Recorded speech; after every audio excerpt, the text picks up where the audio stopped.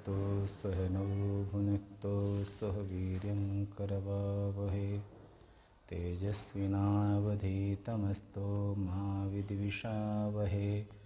ओम शांति शांति शांति। आज 16/4/2021 नित्य प्रति क्रमशः उपनिषद प्रस्थान में कठोपनिषद के पहले अध्याय के द्वितीय वल्ली में आप प्रसंग श्रवण कर रहे हैं।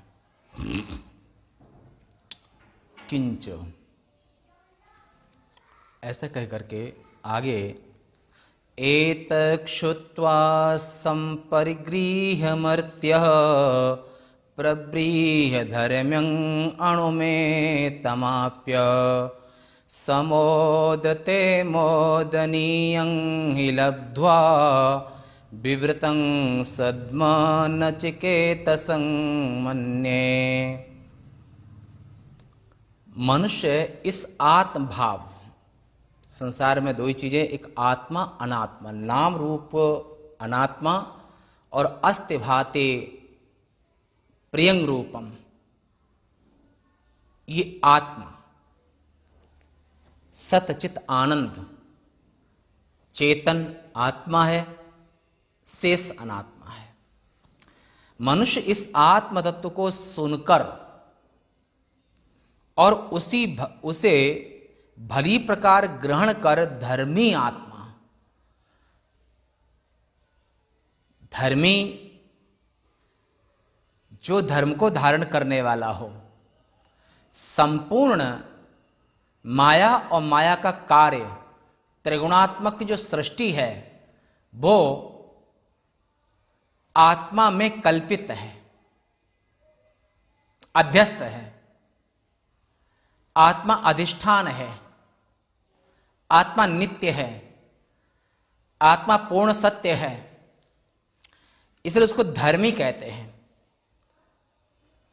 जितना भी झूठ होता है सब कल्पित होता है, सत्य अधिष्ठान हुआ करता है। सत्य की आड़ में लोग झूठ बोला करते हैं, अधिष्ठान में सत्य ही होता है और झूठ को सत्य समझाने का प्रयास करते हैं संसारी लोग। धर्मी आत्मा को देह आदि संघात से पृथक करके इस सूक्ष्म आत्मा को पाकर तथा मोदनीय मन आनंद आनंद स्वरूप मोदनीय की उपलब्धि कर अति आनंदित होता है आत्मज्ञ। यमराज कहते हैं, हे नचिकेता, ब्रह्म भवन वाला, मैं तुझे खुले हुए ब्रह्म भवन वाला समझता हूं, यानी कि ब्रह्मलोक लो भोग जो चहे सबन को त्याग, वेद अर्थ ज्ञाता मुनि कहत ताहि वैराग। हे नचिकेता, तेरे दिल में अंतःकरण में वैराग की पराकाष्ठा है और जो अत्यंत वैराग्य जिसके दिल में होता है उसके लिए ब्रह्मलोक का दरवाजा खुला होता है। अत्यंत वैराग्यवतः समाधि समाहितस्यैव दृढ़ प्रबोधा प्रबुद्ध तत्वस्य ही बंध मुक्ति मुक्तात्मनो नित्य सुखानुभूति। अत्यंत वैराग्य वाले को ही ज्ञान की प्राप्ति होती है। नचिकेता, ब्रह्म भवन वाला समझता हूं तुमको कि तुम जैसे योग्य वैराग्यवान निष्प्रिय के लिए ब्रह्मलोक का दरवाजा हमेशा खुला हुआ है। मेरे विचार से मोक्ष का जो द्वार है वो तेरे लिए हमेशा खुला हुआ है। एतद आत्मतत्वं यद अहम वक्ष्यामि।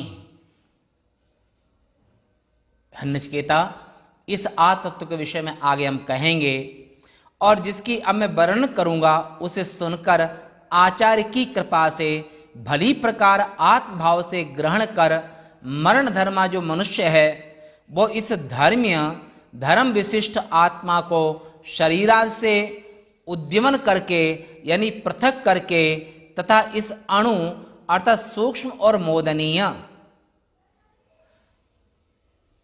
स्थूल देह से अलग करके, सूक्ष्म देह से अलग करके, कारण देह से अलग करके, और जो अति आनंद स्वरूप आनंदं, जो आनंद है वो आत्मा का ही स्वरूप है, अति सूक्ष्म है, अणोरणीयान, सूक्ष्म से भी सूक्ष्म है। ऐसे जो मोदनीय हर्ष योग्य आत्मा को उपलब्ध कर वह मरणशील विद्वान आनंदित हो जाता है। माने विनश्यसु अविनश्यंतम, विनाशी देह में रहते हुए भी अपने आप को अविनाशी रूप से एहसास करता है, अनुभव करता है। इस प्रकार केतुज नचिकेता के प्रति मैं ब्रह्म भवन को खुले द्वार वाला अर्थात अभिमुख हुआ मानता हूं। इसका अभिप्राय यह है कि तुम मोक्ष के योग्य हो,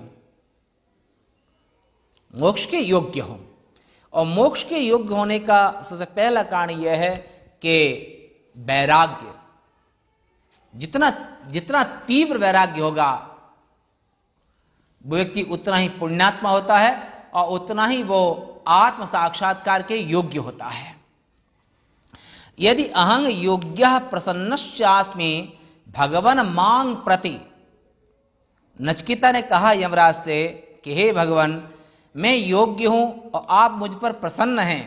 तो सर्वातीत वस्तु विषयक प्रश्न करते हैं। नचिकेता ने यहां पर एक प्रश्न किया है, गुरुदेव यमराज से एक प्रश्न किया। कौन सा प्रश्न? अन्यत्र धर्मात् अन्यत्र अधर्मात् अन्यत्र अस्मात् कृता कृतात् अन्यत्र भूताच्च भव्याच्च यत्तत् पश्यसि तद्वद। जो धर्म से पृथक है और अधर्म से भी पृथक है, माने अलग है, जो धर्म से भी अलग है और अधर्म से भी अलग है, तथा इस कार्य कारण रूप प्रपंच से भी जो अलग है, जो भूत एवं भविष्य से भी अन्य है, ऐसा आप जिसे देखते हैं वही मुझसे कहिए। जो आत्मा धर्म से भी अलग, अधर्म से भी अलग, भूत भविष्य वर्तमान तीनों कालों से अलग और संपूर्ण प्रपंच जिसमें कल्पित है, संपूर्ण प्रपंच से अलग है, ऐसे जो आत्मा है, जो धर्म यानी कि शास्त्रीय धर्मानुष्ठान, उसके फल तथा कर्ता करण आदि माने कारकों से अन्यत्र पृथक भूत है, जो अधर्म से भी भिन्न है, धर्म से भी अलग है और अधर्म से भी भिन्न है।